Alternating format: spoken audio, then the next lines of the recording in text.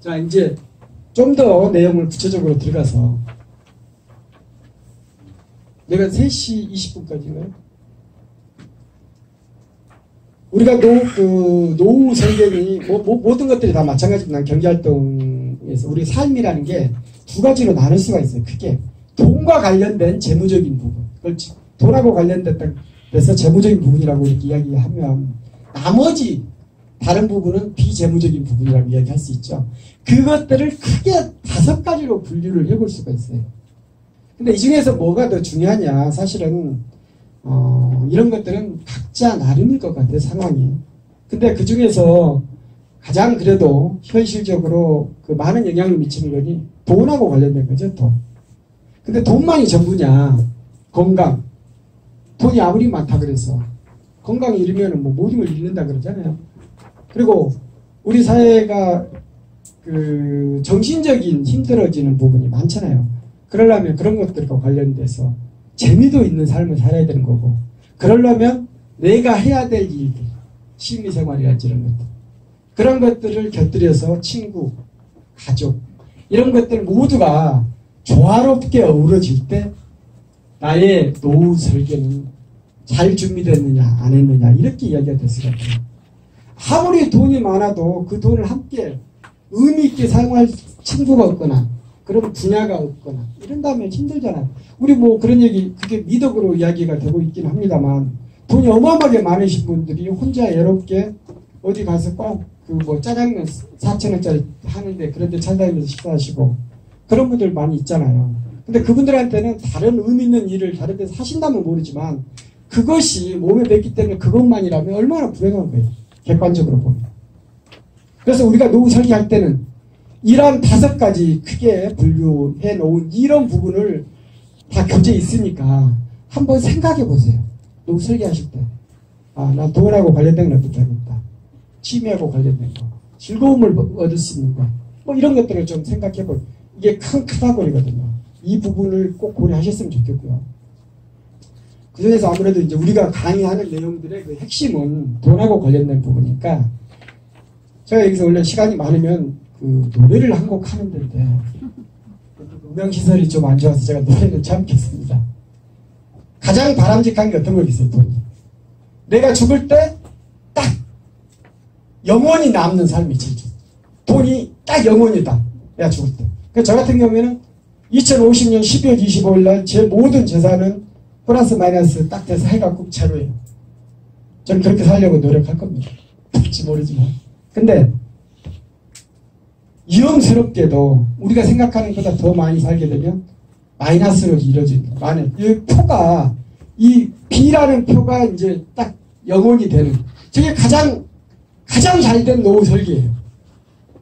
근데 더 많이 부족하겠다면 제 밑에 줄 노후 자금이 고갈됐다는 뜻이거든요. 그러면 너무 힘들어진다. 또 제일 위에서는 뭐냐면 내가 죽었는데 돈이 너무 많이 남았어. 그럼 억울하잖아요. 다 쓰고 가야 돼. 그런 측면보다도 내가 돈이 남을 정도로 나의 삶을 향유를 제대로 못했다는 얘기가 될 수도 있거든요. 물론 뭐 자식이라는 부분이 있으니까. 제가 예전에 그 어떤 법륜스님, 그건 뭐 불교 신자는 아닙니다만 법륜스님이 하시는 얘기를 들어보니까 노후에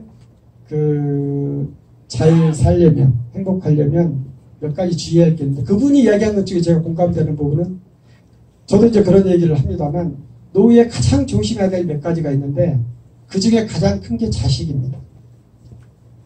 우리 어르신들 공감하실지 모르겠는데, 자식만 조심해도 한 50%의 노후 설계는 어느 정도 돼요.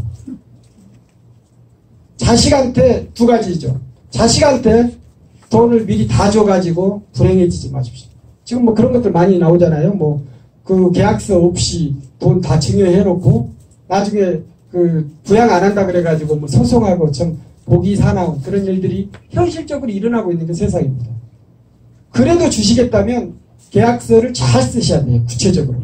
네가 어떠한 것들을 나한테 부양해라. 그래서 뭐 예를 들어 한 달에 뭐 2번 집에 오는다.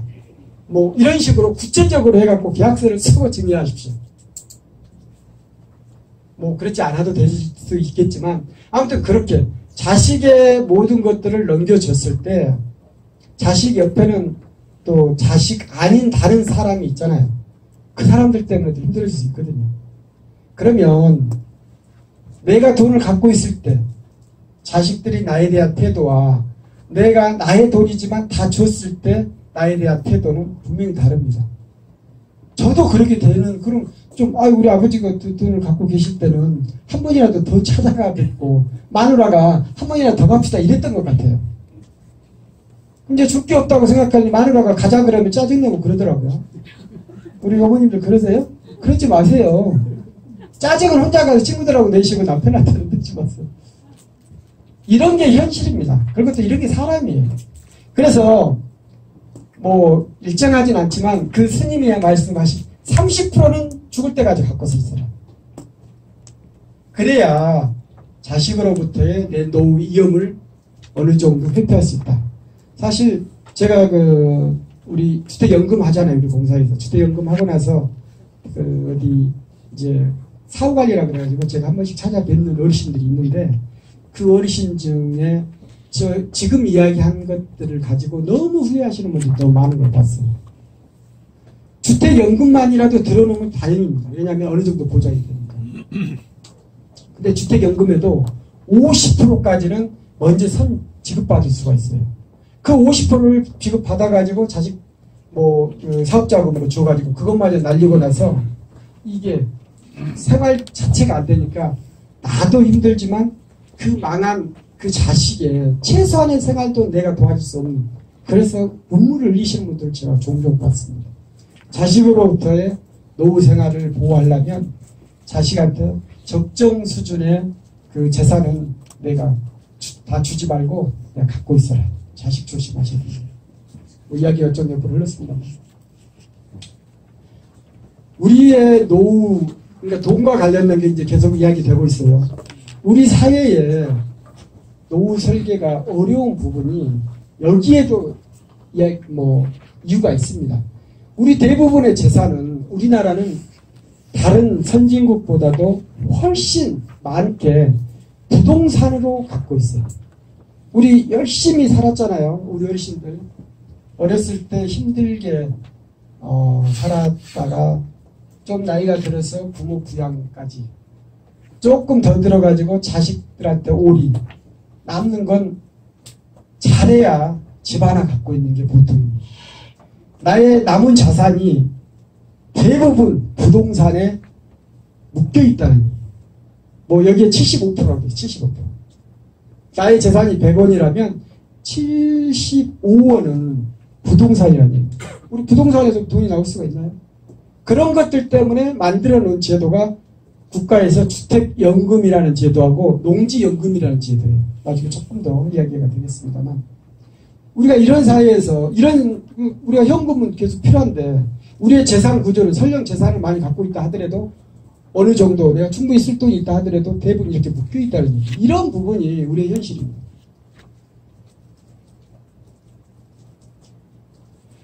그래서 우리가 금융자산이 일정 부분이 있다고 한다면 이 금융자산을 어떻게 관리할 것인가에 대한 부분을 사실은 전문가들하고 연구를 해야 됩니다. 가장 좋은 것들은 연금화하는 겁니다. 모든 것들을 연금화하는 것. 연금화가 왜 좋냐? 죽을 때까지 또는 어떤 일정 기간까지는 확실하게 그 돈이 보장이 되기 때문에 좋다는 겁니다. 금융자산을 연금화해서 영원히 죽을 때까지 되는 것 상품은 없습니다만 그래도 그 연금화하는 작업 그래서 그 자금을 자식으로부터 투자 위험으로부터 어느 정도 보호할 필요가 있어요. 그 다음에 이 부채 점검이라는 게 참 쉽지는 않습니다만 부채를 내가 갖고 집을 살 때도 부채를 갖고 안고 살 수도 있고 또 다른 투자를 하기 위해서 부채를 갖고 있을 수도 있는데 이 부채를 한번 점검해 볼 필요가 있어요. 가장 고금리나 그 중에서도 고금리거나 이런 것들은 좀 바꿔질 필요가 있다는 얘기예요. 신용대출을 담보대출한다든지 아니면은 그런 것들을 연금을 통해서 연금화하는 과정에서 일시 출금을 해가지고 그걸 상환해 버린다. 이런 부채 관리가 상당히 중요한 부분입니다.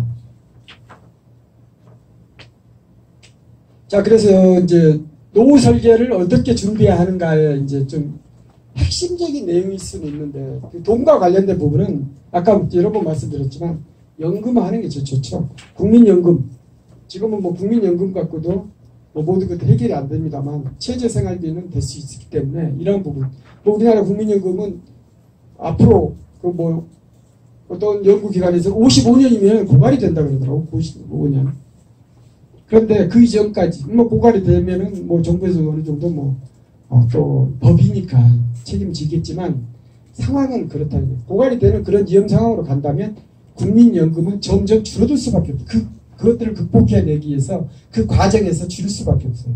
뭐 대표적으로 우리가 60세부터 국민연금 받던 나이가 저렇게 뭐 나이가 저 같은 경우에 3년이 늦어져서 63세부터 받고 심지어는 65세부터 우리보다 후배들은 65세부터 받아야 되는 이렇게 후퇴한단 말이에요. 이런 상황이 내몰려 있다. 우리 대표적인 우리나라 연금에는 크게 이제 세 가지로 구분될 수 있어요. 직장 생활 하시는 분들 퇴직연금. 퇴직금 일시금 수령해가지고 돈을 잘못 투자하거나 이렇게 한꺼번에 잘못 쓸 수 있는 그런 상황을 막기 위해서 퇴직연금화하는 그런 제도도 있고, 뭐 젊었을 때부터 이제 개인연금 넣으신 분들 개인연금. 뭐 즉시연금은 이제 아까 말씀드린 이 자산, 예금을 갖고 있는 분들은 일시로 넣어놓고 연금으로 받는 뭐 이런 것들을 지금 말씀드리는 겁니다. 앞에서 이야기한 우리가 자산의 구조가 대부분 75% 이상의 부동산에 묶여 있다 이렇게 말씀을 드렸는데, 그것을 뭐 전문 용어로 유동화라 그러죠. 그것을 돈으로 매달 받을 수 있는 제도가 국가에서 만들어 놓은 게 주택연금. 농지를 갖고 있으신 농업인들은 농지연금, 전 농어촌공사에서 하고 있습니다. 그 다음에 이제 국가에서 하위 70%까지 지급하는 기초연금, 이 세 가지가 있습니다. 그래서 여기에 뭐 기초연금이야 뭐 전체적으로 해당되지만 여기에 해당되는 주택연금이나 농지연금 이런 부분들은 뭐 친정 부모님들이나 뭐 또는 뭐 이렇게 시골에 계신 아버님이나 또는 혼자 사시는 뭐 도시에서 주택을 갖고 계시는 분들은 이런 것들을 적극적으로 활용할 필요가 있습니다. 사실 우리 사회가 노인 인구의 자살률이 전 세계 OECD 1위입니다. 제가 아직은 노인이라고, 우리나라 노인의 기준은 법상으로는 65세 이상입니다. 그러면 아직 노인은 아닌데 이게 은퇴에 이제 점점 내몰리다 보면서 상당히 가끔씩 우울할 때가 있더라고요. 사실 그런 것들이 심화가 되면 자살로 연결되는 게, 노인분들은 그럴 확률이 많잖아요. 고독사 문제, 자살률 문제, 이런 부분들이 많잖아요. 그런 걸 방지하려면 내 사회생활이 좀 더 적극적이어야 되고, 가족이나 친구나 어떤 사회활동이나 이런 부분들이 좀 유지가 돼야 돼. 젊었을 때부터 해왔던 것도 유지가 돼야 되는데 상당히 줄어들죠. 뭐 친구들 만나는 것도 한 달에 한 번 만나는 대부분의 어르신들이 43% 이런 식으로 이렇게. 이런 부분들을 어떻게 관리할 것이냐도 노후 설계를 어떻게 준비하느냐의 중요한 부분이다. 이게 통계와 이런 것들이 하나 나와 있는데, 은퇴한 남편 길들이기라는 통계가 있더라고요. 여기에 뭐 저도 보니까 상당히 이해는 돼요. 이해는. 그리고 현실적으로 뭐 제 경우도 많고, 설거지, 집안일 뭐 이런 것들 뭐 전체적으로 이해가 되는데, 저는 좀 여기서 잘 이해가 안 되는 게 각방 쓰기를 추천한다. 남편들이. 그게 좋은지 안 좋은지 잘 모르겠습니다만, 아무튼 이런 은퇴 이후에 남편 길들이기 이런 내용 보면 좀 슬픈 일들이잖아요. 이런 것들을 우리 남자 어르신들은 받아들여야 되는 게 현실입니다. 뭐 이건 뭐 여담을 한번 봤고요. 우리가 은퇴를 하고 나서 이후에 노인의 삶이 시간은 많다고 아까 말씀드렸잖아요. 근데 그런 시간들을 어떻게 활용하느냐 하는 거 보면, 뭐 배우자하고 같이 보내는 시간이 한 4시간이 넘는다고 하는데 그 대부분이 TV를 같이 보는 거거든요. 근데 TV 볼 때 뭐 실제로 같이 있다는 느낌이 듭니까? 그렇다면은 별 의미가 없는 같이 보내는 시간이잖아요. 그러니까 혼자 있는 시간이나 이런 것들이 많다는 얘기죠. 그래서 혼자 있다고 하는 것은 뭐 철학자들은 어떤 진리를 탐구하는 데 도움이 될지 모르지만 저같이 범부들은 외롭고 고독하고 그럴 수 있겠더라고요. 그래서 노후의 그 은퇴 설계는 이제 어떻게 준비해야 그 하나가 아까 처음에 말씀드렸던 내가 하고 싶은 일이 뭔지, 나의 목표, 나의 삶이 뭘 해야 될지에 대한 버킷리스트를 한번 작성을 필요하다. 여기 뭐 버킷리스트라고 하는 건 뭐냐면 뭐 다 아시겠지만 내가 꼭 은퇴 이후에 뭘 해보겠다. 아니면 지금 이 시간 이후에 내가 살아있는 동안에 뭘 해보고 싶다는 목록을 작성해 보는 거예요. 목록. 저 같은 경우 아까 말씀드렸듯이 150개국 이상의 그 세계를 다른 나라를 여행하고 싶다 하는 거, 이런 것들이 이제 버킷리스트의 주 내용이 될 수가 있겠습니다. 뭐 어떤 사람은 예전에 그 우리 영화에 이 내용과 관련해서 영화가 나왔죠. 그 할아버지의 버킷리스트에는 뭐가 있냐면 세계 최고의 미녀와, 그분의 연세가 막 70, 80대 가까이 됐던 분 같은데 세계 최고 미녀와 키스하는 거, 이런 것도 버킷리스트에 들어있어요. 근데 들어있었는데 그게 다 실행이 되더라고요. 뭐 그렇게 그 영화 보신 분들 있을 거예요. 세계 최고의 그 할아버지한테 세계 최고의 미녀는 누구였냐면 손녀였어요. 손녀딸. 그래서 이루어진 거예요. 손녀를 봐가지고 그 손녀, 예쁜 손녀. 저도 늙어가나 봅니다. 얘들이 이뻐 보여요.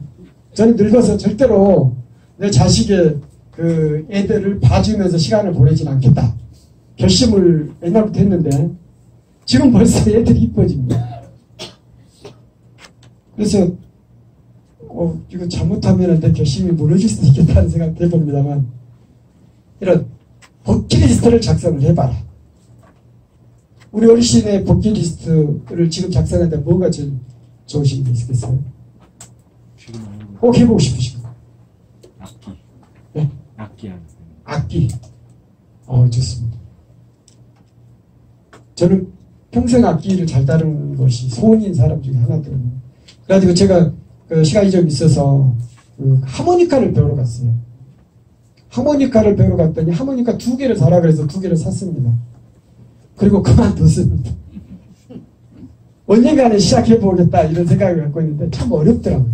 그러니까 악기를 잘 다루시는 분이 너무 부러워요. 그래서 제가 못한 것들을 자식한테, 아들놈이 저는 하나인데 아들한테 이게 요구를 했더니 얘가 전혀 얘기를 받아들이질 않더라고요.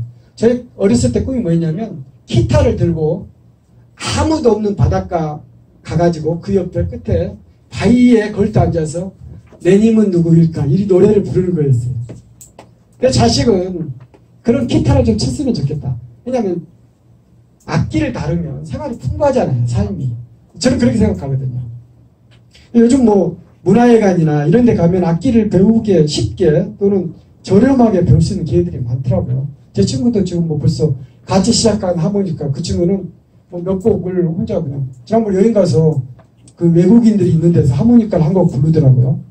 그 외국인들이 얘가 그렇게 저하고 비슷하게 생겼는데 걔를 막 쳐다보더라고요. 우리 여기에 계신 분들도 그런 자기가 자기 삶을 풍요롭고 즐겁게 할 수 있는 그런 버킷리스트를 만드셔서 꼭 성공하시기 바랍니다. 아까 뭐 돈이 아무리 많아도 건강하지 않으면 무슨 소용이 있겠어요. 제가 예전에 읽었던 책 중에 아직도 기억나는 문구가 이거 있습니다. 뭐 책 제목이 됐어요. 걸으면 죽고 누우면 죽고 걸으면 산다. 누우면 죽고 걸으면 산다. 건강하지 않고 어떤 것들, 좋은 것들을 소비해도 행복하지가 않는 것 같더라고요. 우리 여행 많이 하시잖아요. 여행 가서